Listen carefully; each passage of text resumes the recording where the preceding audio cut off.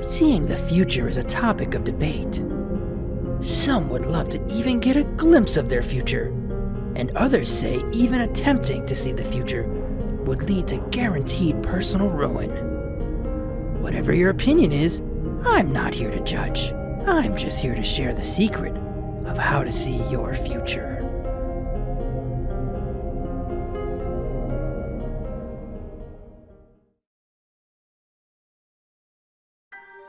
People have a desire to know about things that they really shouldn't know.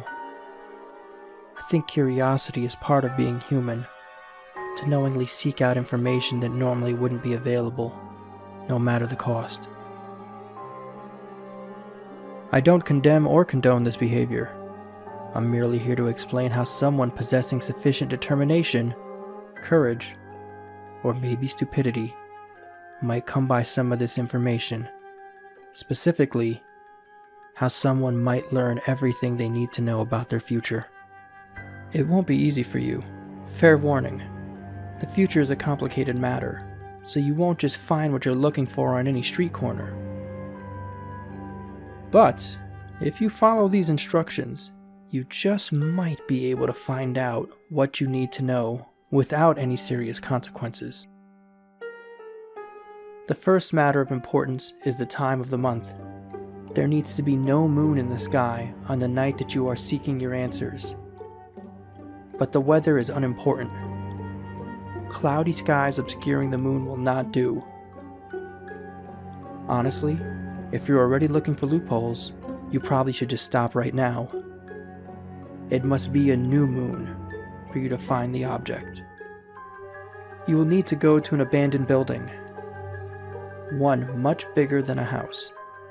It could be a factory, a refinery, a hospital. You get the idea. It must be away from an urban area with lots of noise and traffic, as being interrupted would be a very poor idea. This means you must do this alone. This point cannot be stressed enough.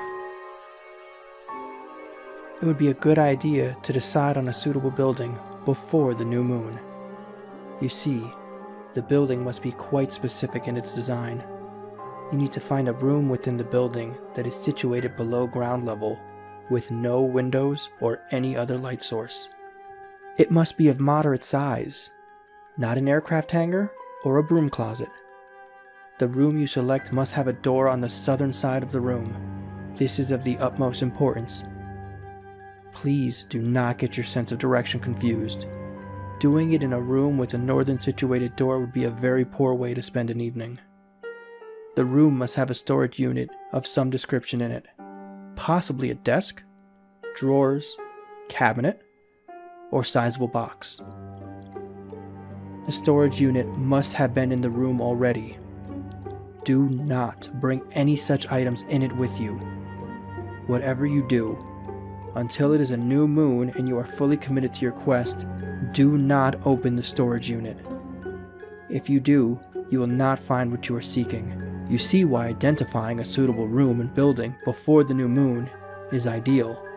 It might take a while, but seeing your future shouldn't be easy.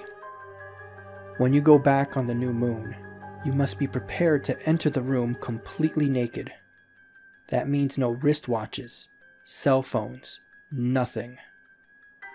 Try to remember where the storage unit is within the room, and practice gauging time with no phone or watch. The task will only be completed between 2 a.m. and 3 a.m. Opening the drawer or unit before 2 a.m. will simply result in a failure. Having the drawer open after 3 a.m. can cause even more trouble. If the storage unit is definitely not where it was the last time, get dressed and leave. Never try again. You'll be happier for it. If the unit is about where you remember, you are ready to go. Open the drawer after 2 a.m. and reach inside of it. You should feel a small candle and a box of matches, as well as a larger item. The larger item is an old Polaroid camera. Light the candle and place it against the eastern wall of the room. Again, please don't mess up your sense of direction. This particular ritual could be likened to an occult game of operation, where any deviation from the desired line results in a failure. Not just an angry buzzing, but I'll leave that to the imagination. You probably won't notice immediately that you've made a mistake, so keep your wits about you. With the candle lit, you can proceed to ensure there are no extra items in the drawer, particularly coins. If there are coins, leave immediately and do not take them. If there is nothing else in the drawer, you may take the photos. There are 12 Polaroids in the camera, but you don't need to use all of them. Stand with your back to the western wall and take a photo of the candle. Wait for it to develop fully before taking another. This rule applies to each photo you take. Despite the lack of light, the Polaroid should develop quickly. You will notice immediately that the photo is not of a candle. If it is, I'm so sorry. It will be a photo of you, but a reasonable distance into the future. This could be 20 years or 200. It really just depends. Don't be too concerned if you see a crumbling tombstone. That will be most of us in 200 years. Unless you place the candle against the western wall. Which I hope for your sake, you haven't. This is where the quest becomes interesting. You may use as many or as few of the Polaroids as you like to find your answers. Each photo you take will be closer to the present time, but the time difference between photos will be random.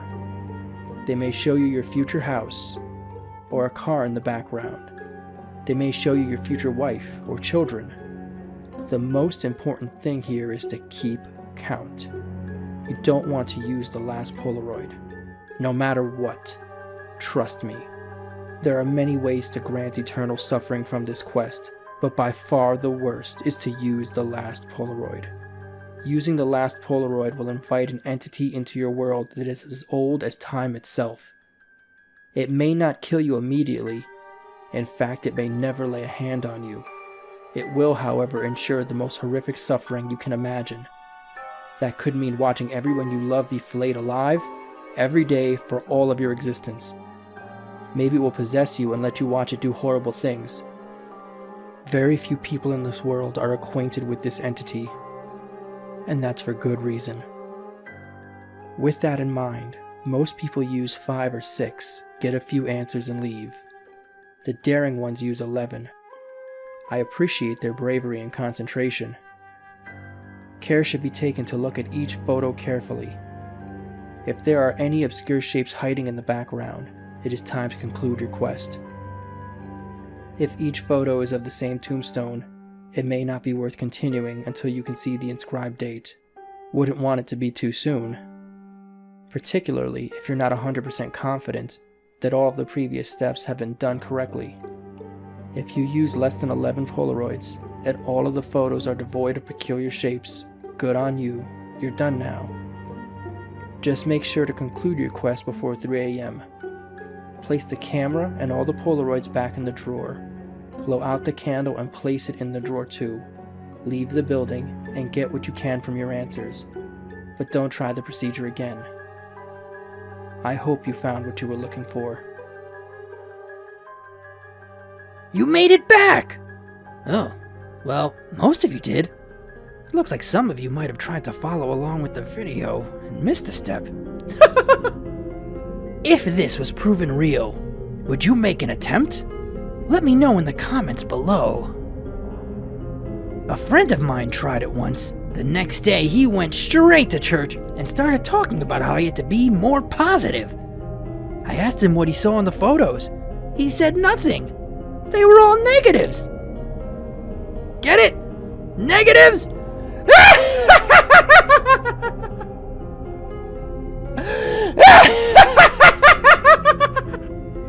Negatives.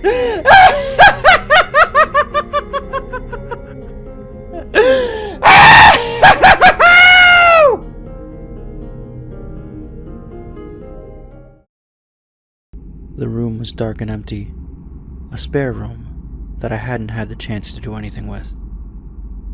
The electricity had gone out sometime earlier that night, so I had no way to tell the time and no source of light. except for the flashlight in my hand, my lighter, and the candle I had brought just in case. I was sitting with my back in the far corner of the room, flashlight pointed straight at the door on the other side.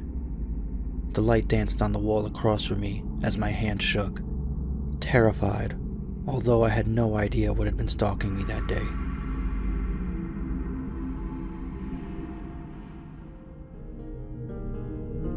Have you ever had the feeling you were being watched?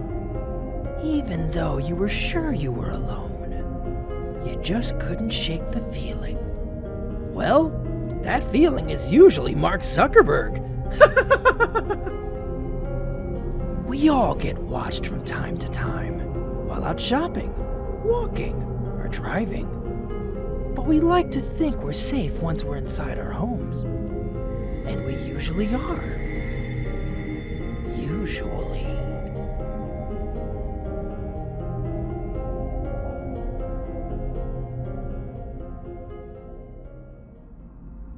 I didn't have a car, so I biked, carrying groceries in 2 plastic bags in a crate hooked up to the back of my bike.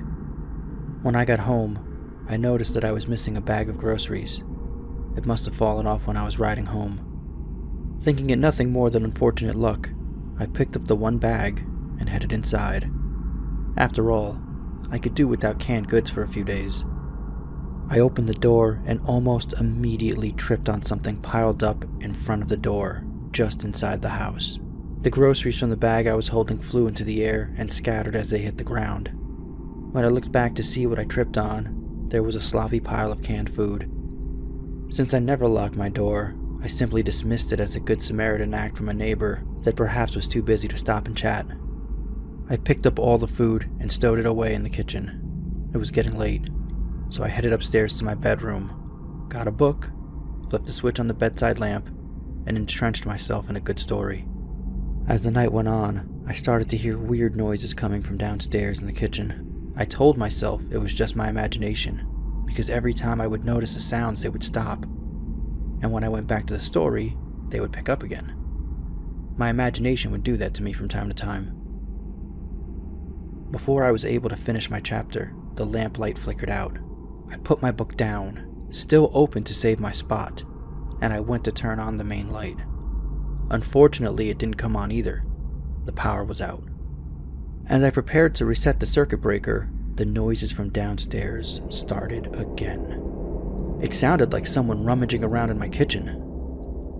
I grabbed a flashlight from the nightstand drawer, a bat from beneath the bed, and headed downstairs, the creaking steps giving away my position. When I got to the kitchen, the noises stopped. Bat ready, I pointed my flashlight all around to see where the intruder was, but saw no one.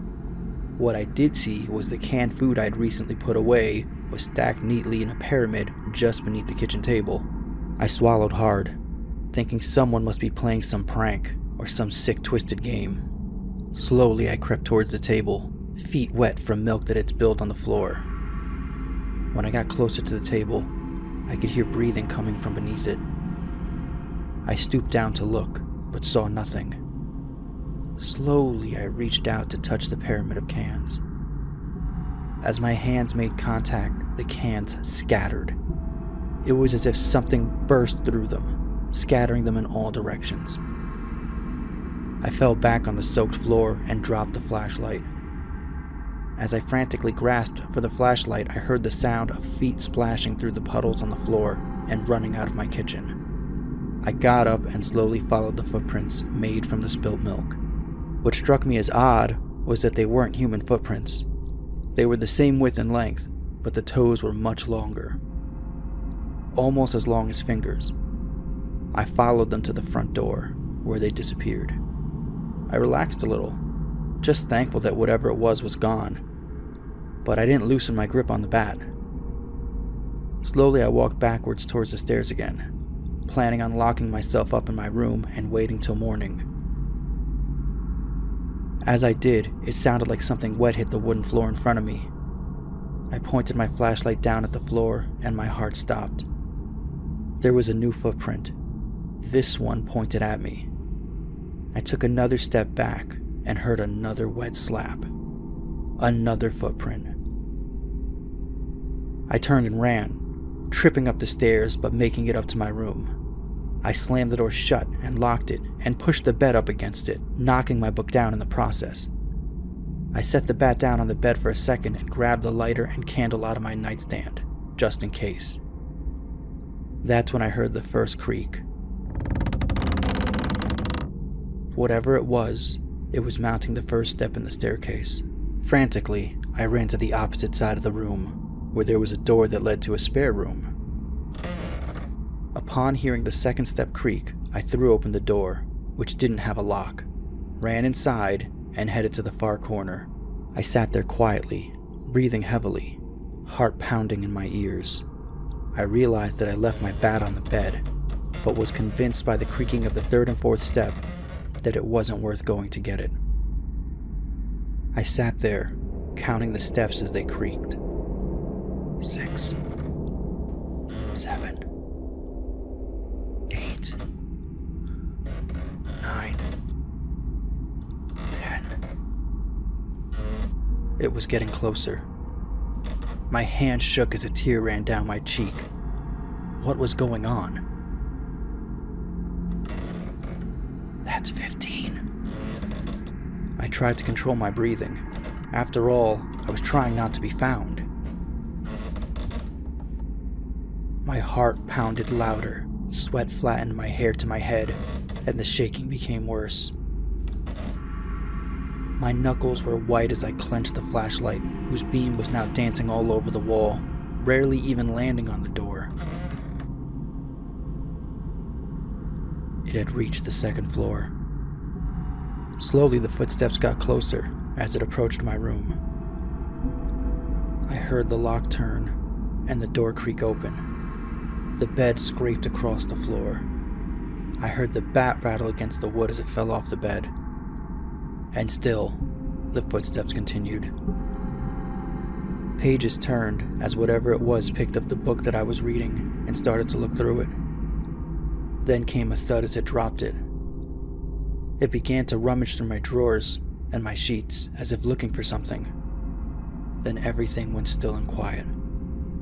The silence was only broken by my heavy breathing and the pounding of my heart.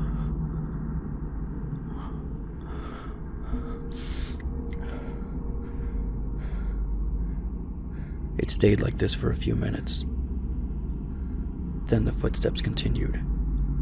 It was getting closer to the spare room. The door slowly creaked open.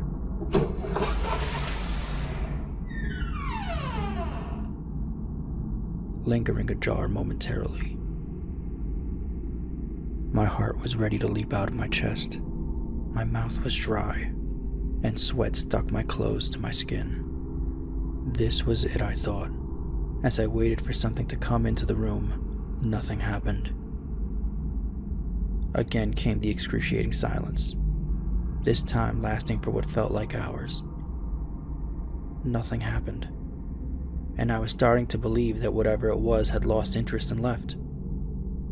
Still, I sat in my corner, flashlight trained on the door opposite me. I slowly returned to a calmer state of mind. After God knows how long, my flashlight flickered out, leaving me in complete darkness. Frantically, I reached for the lighter and flicked it on. My gaze shot towards the door. Still nothing. I looked around the room. Nothing. Slowly, I got up and crossed the room to the door. I closed it and sat with my back against it, just in case. Still, the silence reigned. Finally, I let out a sigh of relief. It was gone. I went to flip the light switch, but still the power was out. So I lit the candle instead. And that's when I became aware of something standing in the opposite corner of the room. My heart froze in my chest, and my lungs refused to work. It couldn't have been there before. I was just in that corner, but it was there, now. In a frenzy to get up and run, I knocked over the candle and it went out. I gripped the door handle, but it wouldn't budge. It was stuck, locked inside with God knows what. I searched the floor for the lighter and flicked it on. I looked around, but the being was gone. Again, I was alone. Breathing heavily, I found the candle, all the while keeping my gaze on that far corner where it had been just moments earlier. Once I brought the lighter to the wick, and life was breathed into the candle, it reappeared.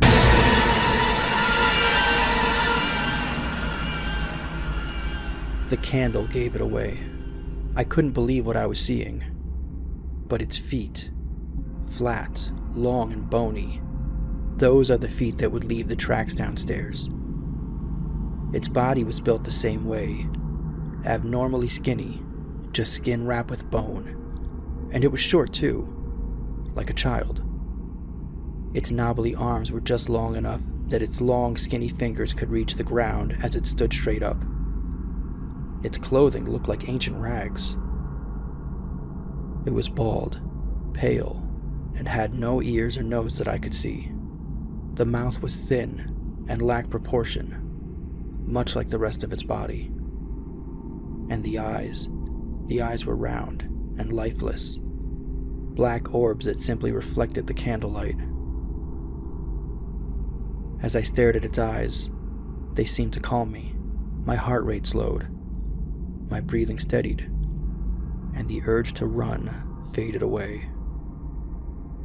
Something about its eyes kept me gazing into them, unable to move, not wanting to, even if I could.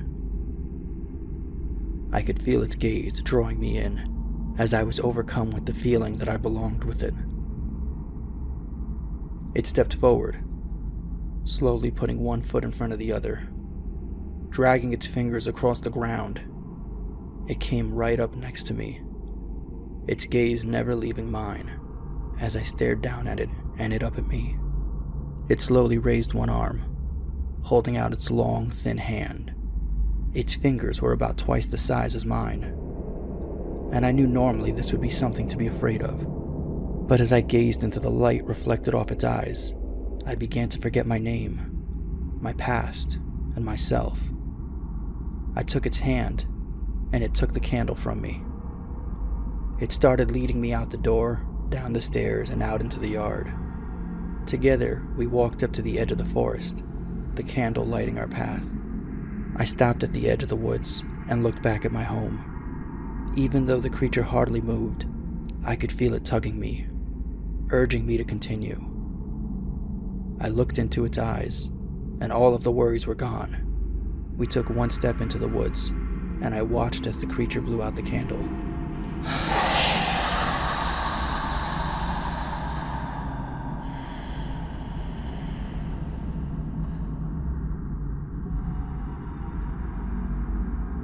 Well, now you all know the secret of the Candle Walker. He goes into your house, throws your stuff around, spills milk all over the place, and then disappears you. It sounds like he works for the US government. Until next time, try to keep things light.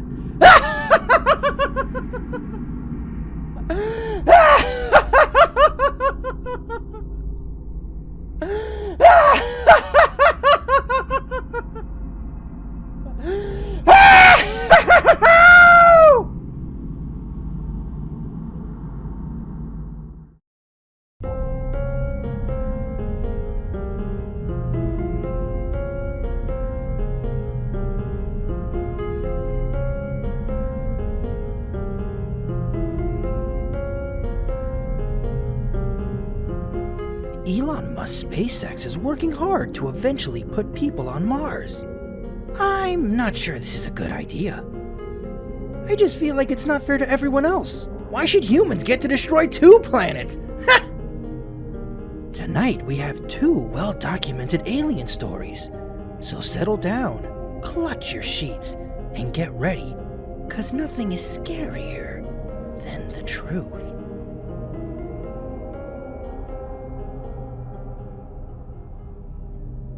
In September of 1952, it was reported a UFO crashed in the woods near a farm in Flatwoods, West Virginia.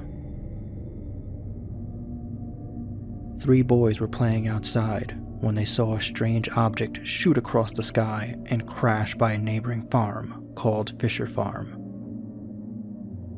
The boys ran inside and told their mom, Kathleen May. Kathleen rounded up some of the men from the town, including a West Virginia guardsman by the name of Gene Lemon.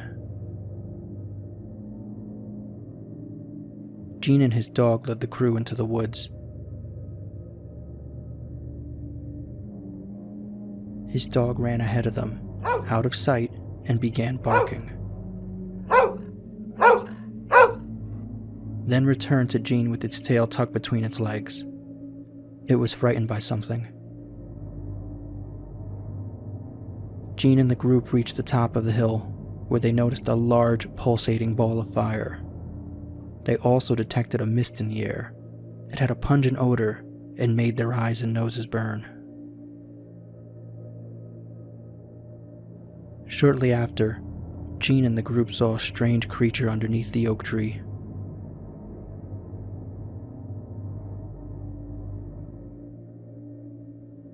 The creature was reptilian-like, had a spade-shaped head, stubby arms, and claw-like fingers. It looked to be about 10 feet tall. The creature made a shrill hissing noise and glided towards them. But abruptly changed direction and headed towards the pulsating ball of fire. Gene fell back in fear, and the group fled the area in terror. After this encounter, the police investigated the area in the forest where the creature and the ball of fire were reported to be. But they found no evidence of the encounter, and did not even smell the odor that Gene and the crew had smelled. The group seemed genuinely terrified and appeared to be telling the truth, but the police dismissed it all as hysteria. 60 years have passed since the incident, but the case of the Flatwoods Monster is still unexplained. What was the Flatwoods Monster? It was August 8th, 1993, in the town of Victoria, Australia. Kelly and her husband were driving to a friend's birthday party. They were driving down a back road when Kelly spotted a ring of orange lights in a field. She tells her husband, who dismisses it as a helicopter. Kelly puts it out of her mind, and they continue driving to the party. On the way home, she sees the same lights, but this time, her husband sees them too. The lights are in front of their car, hovering over the road.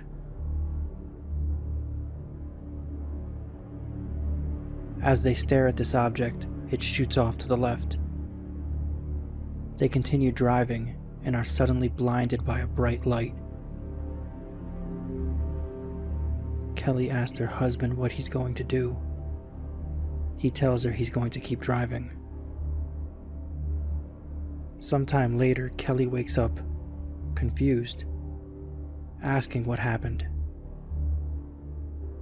Her husband doesn't know, even though he was driving the entire time. The odd thing is, Kelly feels strangely calm considering that night's events. While looking out the window, she sees a tall black figure walking along the road. She dismisses it, and they drive home in silence.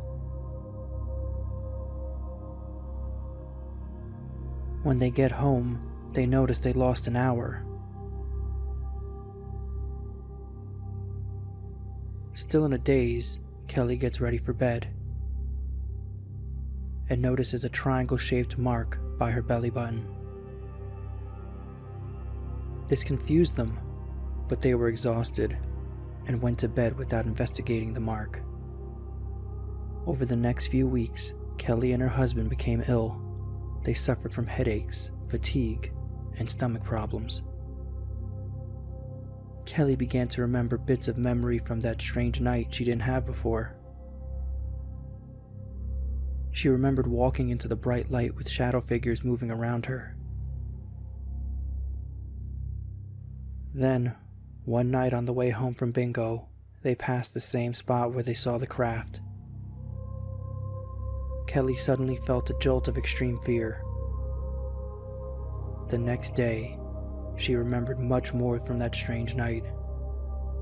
She remembered her and her husband saw the craft in a field.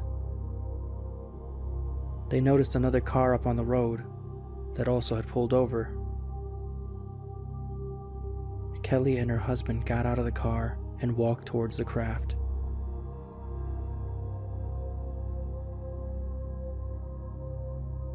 In front of it, a tall black figure appeared. Kelly described it as being blacker than black, more like a void. It was about 7 feet tall and had huge glowing red eyes. She got the feeling it didn't have a soul. Then she noticed more of them beneath the craft. They were forming small groups. One group began to float towards them, and the other group headed towards the other couple. As they approached, Kelly held her husband and screamed, "Leave us alone!" That's when Kelly remembers waking up in the car. Later on, Kelly has a memory of being on a table and one of those creatures hovering over her. Kelly's case was researched by a local paranormal group. They were even able to find the couple from the other car. The couple's stories matched Kelly's. The group claimed to be putting together a detailed report of what happened. The report was never released. Kelly wrote a book that sold out and is no longer in print. No other information has been released. Kelly and the other witnesses have not been heard from. The case remains a mystery. Wow! What an emotional solar coaster! This week we had some amazing comments. I would pick just one to share with you, but there were so many good ones, I need to share more. These 3 Kill-dren are my top commenters of the week. Our first top comment comes from Bass the Holy Cat, with his very insightful comment.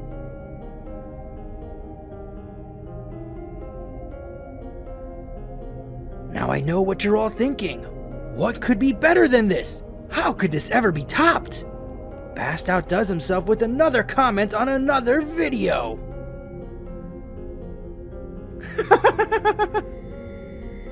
Bast, you are definitely a holy cat. Thank you for your comments and for keeping it real on Super Horror Show. The next amazing comment is from Leroy Porkins. In a recent poll, I asked you guys to name your favorite serial killers to potentially appear in upcoming videos. Leroy Porkins answered, Shia LaBeouf! If Shia LaBeouf was scary, this probably would have been the top comment of the week. Okay, and this week's top comment award goes to Bruno Texedia. On my video, 3 Steps to See Your Future, Bruno wrote, loved the video and the vibes it gives. But by the end, when you started laughing maniacally, the light bulb in my room died. It scared me half to death. What a riot! Thank you for sharing your experience with me, Bruno. You're this week's top commenter. Lucky for Bruno, Shia LaBeouf is such a wet noodle. Otherwise, he might have... Aha! What the fuck?